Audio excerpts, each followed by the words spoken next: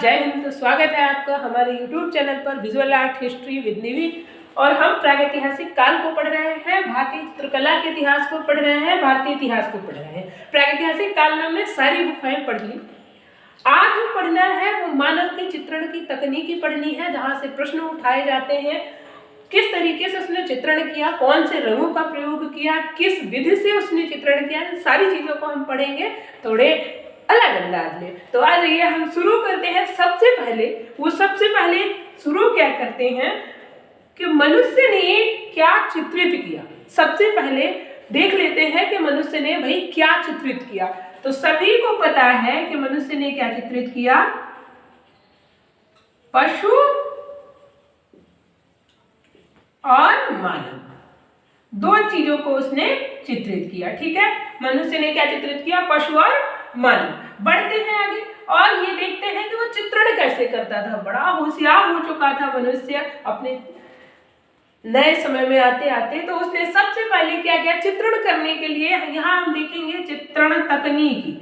चित्रण तकनीकी क्या थी मनुष्य की, या प्रागैतिहासिक कालीन मानव की या पाषाण कालीन मानव की। तो चित्रण तकनीकी थी भाई, सबसे पहले क्या करता था, कोयले से रेखांकन करता था। क्या करता था, रेखांकन।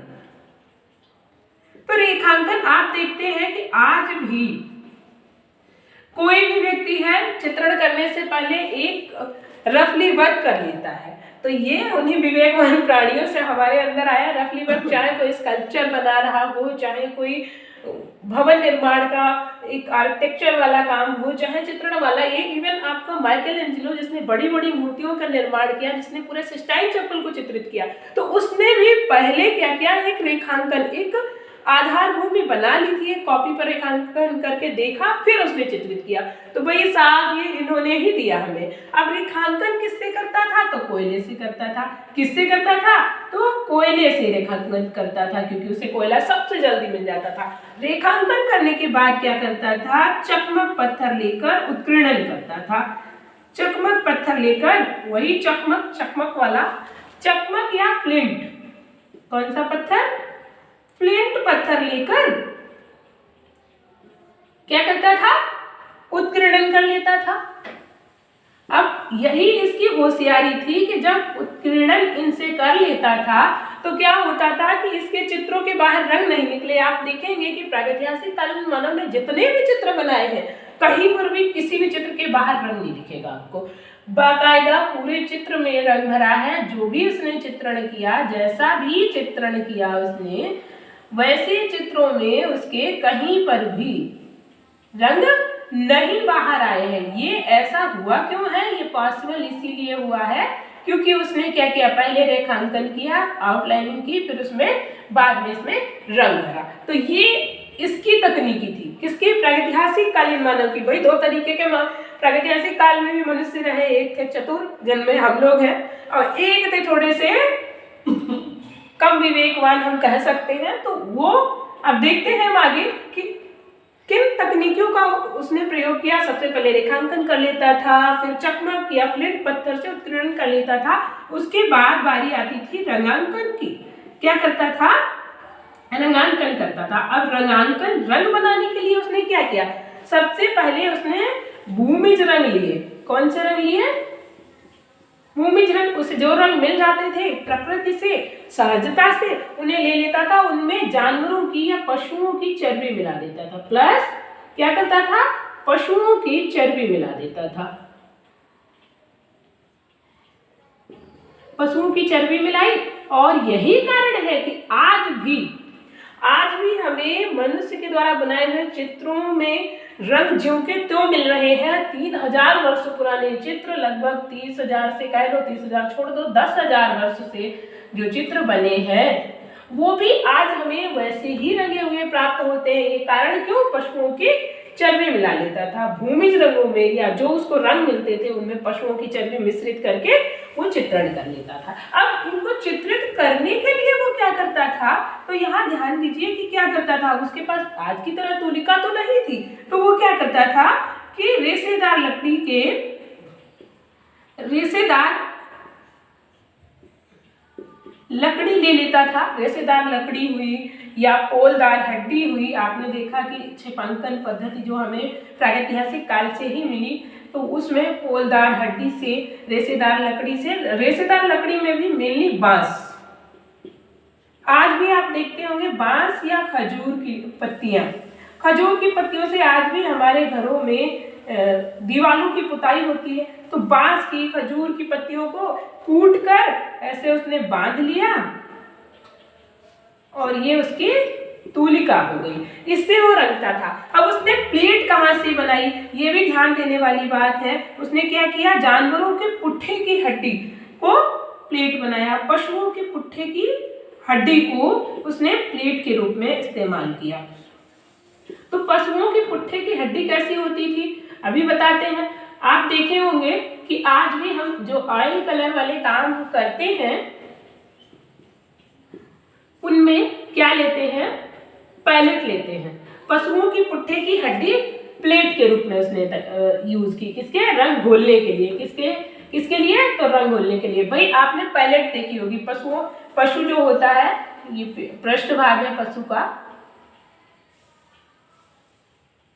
तो ये क्या होती है, ये इसके पुट्ठे की हड्डी सबसे बड़ी होती है और इसे ही उसने प्रयोग किया प्लेट के लिए, जिसकी आज भी आपको एक वो देखने को मिलती है कुछ इस तरीके से हमारी पैलेट होती है ना, जिसमें अंगूठा डाल के पकड़ते हैं और ऑयल कलर का काम इससे ज्यादा किया जाता है। इसकी नकल, पशुओं की पुट्ठे की हड्डी की नकल, तो कितना विवेकवान था कि चौड़ी हड्डी देखी, उसमें उसको रंग घोलते हुए आसानी होती थी, इसलिए उसने क्या किया, पशुओं के पुट्ठे की हड्डी को प्लेट के रूप में प्रयोग किया। अब यहाँ प्रश्न उठता है कई बार, पैलेट का प्रयोग किस लिए होता है, तो तैल रंगों में या पेंटिंग करने के टाइम रंग घोलने के काम में आती है। चलिए तो आगे बढ़ते हैं। हमने देख लिया कि किस तरीके से उसका चित्रण विधान क्या था। अब वो बनाता क्या क्या था, चित्रण विषय, तो हम बात कर रहे हैं चित्रण विषय की। तो विषय हर वीडियो में मैंने आपको अपनी पिछले वीडियो में बताया, अगर आप लोग नए हैं इस चैनल पर तो आप पीछे जाके हमारी सारी वीडियोस देखिए, उसमें पूरे प्रागैतिहासिक काल की जितनी गुफाएं हैं, जितने स्थान हैं,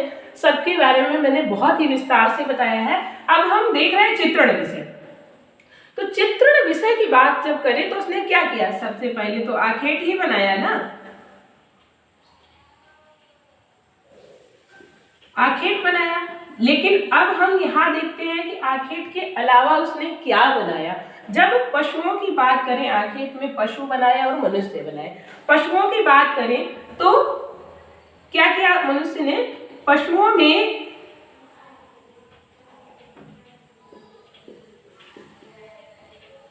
हमारे एक हुए डीएच गार्डन। कौन हुए, डीएच गार्डन, आज दिल गार्डन वाले गार्डन, डीएच गार्डन। उन्होंने अपनी पुस्तक प्री हिस्टोरिक बैकग्राउंड गार्डन, जिन्होंने क्या, अपनी पुस्तक प्री हिस्टोरिक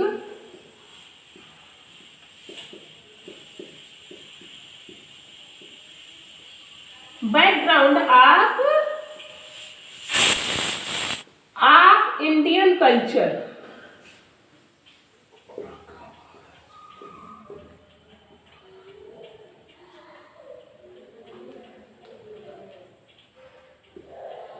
भाई कौन सी, prehistoric background of Indian culture. कौन, हमारे गार्डन जिनको देख के मन ही हो जाए गार्डन। इन्होंने इसमें पशुओं को 5 भागों में बांट दिया। किसके, शिकार के आधार पर। जैसा मैंने बताया आखेट किया, उसने क्या किया, आखेट किया। तो भाई साहब ने क्या किया कि आखेट के आधार पर ही 5 भागों में बांट दिया कि किनका चित्रण सबसे ज्यादा हुआ और किनका चित्रण सबसे कम हुआ। तो हम देख लेते हैं। अब ये चीज, जहाँ जो चीज वो सबसे ज्यादा और आसानी से मार पाएगा उसे सबसे ज्यादा चित्रित करेगा, क्योंकि वो हर बार उस पर विजय पा जा रहा है। तो नंबर 1 पर हमारे स्थान पाए हिरण जी। और किसने पाया, तो हिरण और बारहसिंगा। इसका कारण है, बारहसिंगा और हिरण को वो अकेले शिकार कर सकता था, अकेले मार सकता था। तो उसने सबसे ज्यादा किसके चित्रण की बनाए, बारहसिंगा के बनाए। नंबर 2 पर उसने क्या बनाया, तो बैल। अब बैल थोड़ा बड़ा होता है और शिकार करने में इससे ज्यादा कठिनाई होती है। तो यहाँ उसने दूसरे नंबर पर किसे चित्रित किया, बैल को, क्योंकि वो बैल का शिकार कम कर पा रहा था। तीसरे नंबर पर हाथी, बंदर और हाथी, बंदर और एक इसका किया। तो अब तीसरे नंबर पर उसने किसका शिकार किया? तो हाथी, बंदर और जंगली सुअर का शिकार प्रागैतिहासिक कालीन मानव ने तीसरे नंबर पर किया, क्योंकि हाथी बड़ा पशु है, इसको मारने के लिए कई लोग चाहिए। जब आप हाथी का शिकार देखेंगे तो पूरे दल बल के साथ। बंदर भाई साहब को मारने जाओगे उछल उछल के भाग जाएगा, मार ही नहीं पाओगे तो मारोगे क्या? तो बहुत कम बंदर का शिकार कर पाए। तीसरा जंगली सुअर, आपने चित्र देखा होगा कि जंगली सुअर के दहाड़ से कूदते हुए इधर उधर जाते हुए लोग, और यहीं पर आपका भैंसा भी आ जाता है। तो तीसरे नंबर पर यह इनका चित्र कहा तीसरे नंबर पर, इसलिए इनका कम चित्रण हुआ। और चौथे नंबर पर रहा भाई साहब सबसे मोटी खाल वाला पशु, क्योंकि उसको मारने में ही आफत आ जाए, वो था गैंडा।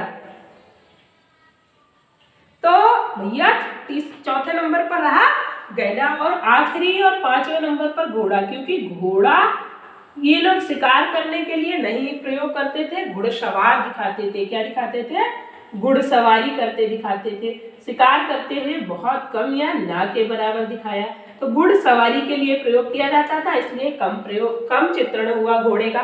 तो हमने देखा बारहसिंगा सबसे ज्यादा हुआ, दूसरे पर हाथी बंदर, दूसरे पर बैल हुआ, तीसरे पर हाथी बंदर जंगली सुअर हुआ, और चौथे नंबर पर गैंडे का शिकार हुआ, और लास्ट में पांचवें पर घोड़े का शिकार हुआ। ये बांटा किसने? तो भाई डीएच गार्डन ने इसको बांटा, क्योंकि गार्डन होता है बगीचा और सारे बगीचे में ही रहते होंगे, तो उन्होंने एक एक करके बांट दिया। चलिए, तो अब हम अगला देखते हैं कि इसने किन किन चीजों का शिकार किया, ये किस आधार पर इन्होंने बांट दिया। और तीसरी, वो चित्रण विषय में एक चीज और चित्रित करता था, वो था कुछ तांत्रिक चिन्ह।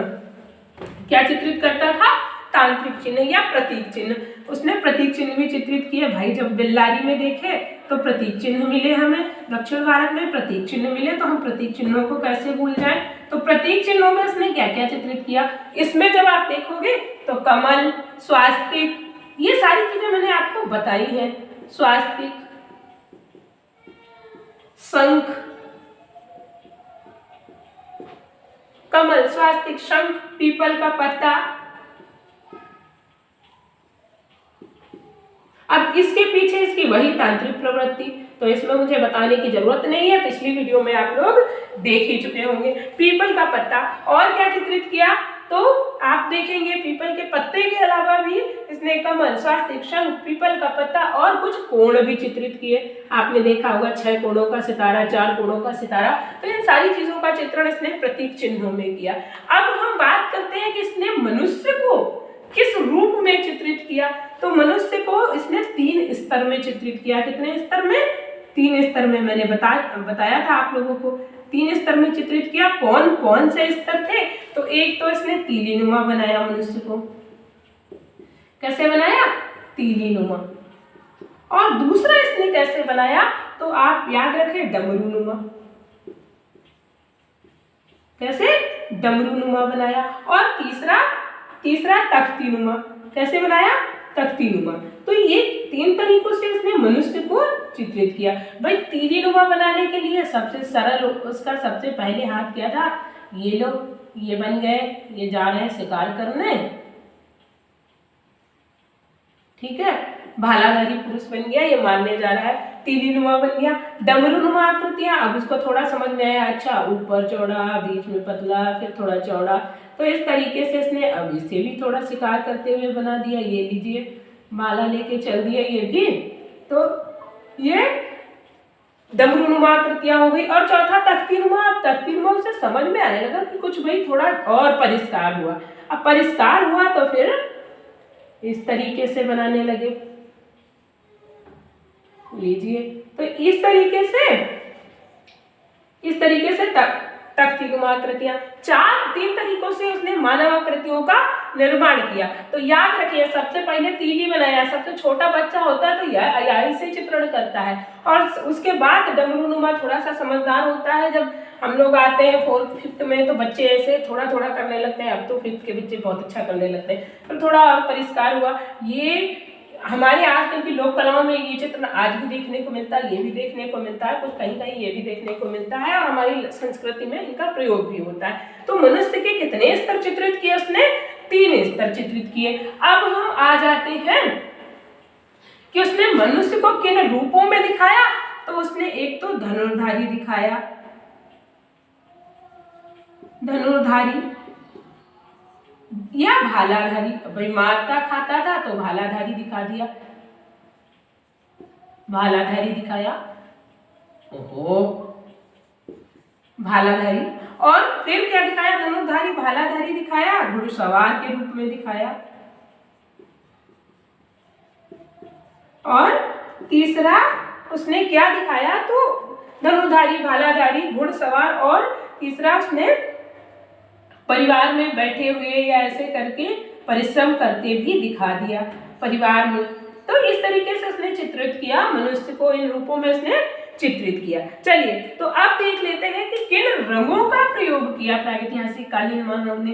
इन चीजों को देखने के बाद जब हम उनके रंगों का प्रयोग, रंगों के प्रयोग की बात करें, मेन चीज भाई रंग थे। हमने तकनीकी बता दी कि कैसे चित्रित किया, लेकिन रंग कौन कौन से प्रयोग किए, तो इसकी बात जब आती है तो सबसे पहला हमारे उस पे आता है मानस पटल पर भूमिज रंग। कौन से रंग? भूमिज रंग। अगर ऑप्शन में भूमिज नहीं है तो आप किन रंगों को लगाएंगे कि भाई भूमिज तो है ही नहीं, तब आप खनिज रंगों को लगाएंगे। किनको लगाएंगे?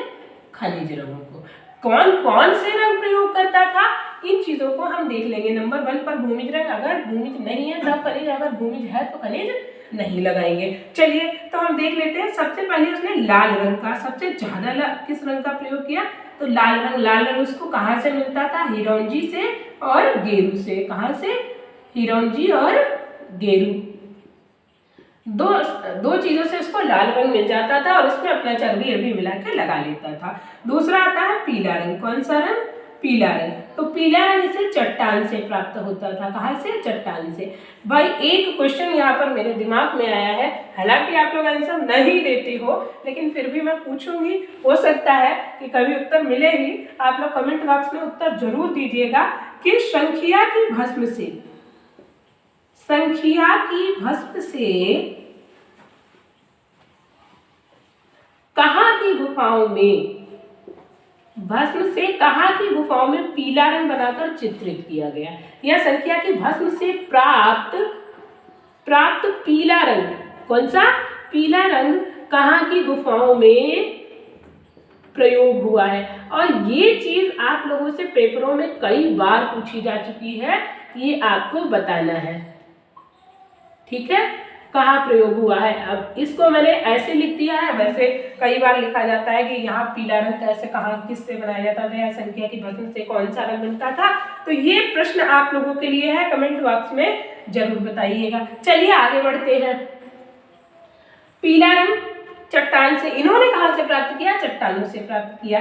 अगला है काला रंग। काला तो कोयला था, बैठे आग ताप रहे, उठाया कोयला और बनाने लगे। तो काला रंग किससे? कोयले से। कोयला भाई साहब रासायनिक रंग है, आप लोग याद रखिए। कोयला कौन सा रंग है? रासायनिक रंग है। तो कोयला कौन सा रंग है? रासायनिक रंग है। इसका भी कारण है कोयला रासायनिक रंग है, क्योंकि कोयला लकड़ी जलती है उसके बाद बनता है और कार्बन डाइऑक्साइड वाला मामला इनके साथ रहता है। तो कोयला रासायनिक रंग है। और आज भी हम जो चारकोल पेंसिल्स लेते हैं उसमें इमली के कोयले का प्रयोग किया जाता है। काला रंग। अब कौन सा रंग रह गया? एक और उसने प्रयोग किया, सफेद रंग। सफेद रंग याद होगा, कुछ लोगों ने बचपन में स्लेट पर लिखा होगा, तो खड़िया से सफेद रंग बन जाता था और चूने से सफेद रंग बन जाता था, चूने से सफेद रंग बन जाता था। चलिए तो अब हम देखते हैं कि चूने से सफेद रंग बन जाता था। तो हमने उसके रंगों को भी देख लिया, प्रागैतिहासिक कालीन मानव के चित्रण को देख लिया, चित्रण तकनीकी को देख लिया। एक चीज ध्यान रखना कि इतना ज्यादा वो करने के बाद भी उसने बहुत जबरदस्त चित्रण किया कि उसके चित्रों से कहीं से भी रंग बाहर नहीं निकल रहा। ज्यामितीय चित्रण किया, ज्यामितीय, ठीक है, कैसा चित्रण किया? ज्यामितीय चित्रण किया। लेकिन लय है, सॉरी, इनके चित्रों में लय नहीं है लेकिन प्रवाह है। तो ये चीज आप याद रखिएगा। चलिए, तो आज की वीडियो में हमने क्या देखा कि रंग उनकी चित्रण तकनीक, उनके चित्रण के साथ कुछ एक महत्वपूर्ण बिंदु अभी मैंने शेष छोड़े हैं, क्योंकि वो मैं एक दिन लाइव क्लास में आप लोगों से प्रश्नों के रूप में पूछूंगी। और वो ऐसे बिंदु हैं जिनसे प्रश्न आते ही आते हैं। प्रागैतिहासिक काल में सबसे ज्यादा प्रश्न उन्हीं बिंदुओं से पूछे जाते हैं। तो उन सारे बिंदुओं को मैं प्रश्नों के रूप में आप लोगों के साथ लाऊंगी और लाइव क्लास लूंगी। तो आज की वीडियो में हम इतना ही रखते हैं। अगर आप लोग मेरे वीडियो पर या मेरे चैनल पर नए हैं तो चैनल को सब्सक्राइब करिए, वीडियो को ज़्यादा से ज़्यादा शेयर करिए ताकि ज़्यादा लोगों को ये जानकारी मिल सके। अगर जानकारी अच्छी लगती है तो आप लोग कमेंट करके बताइए, लाइक तो कर ही दिया करिए। और कल हम लोग या अगली वीडियो में हम क्या पढ़ेंगे, ताम्र पाषाण काल। ताम्र पाषाण काल की बहुत ही विस्तृत जानकारी मैं आप लोगों को दूंगी। तो आप लोग बने रहिए हमारे साथ। वीडियो को देखने के लिए धन्यवाद। Thanks for watching.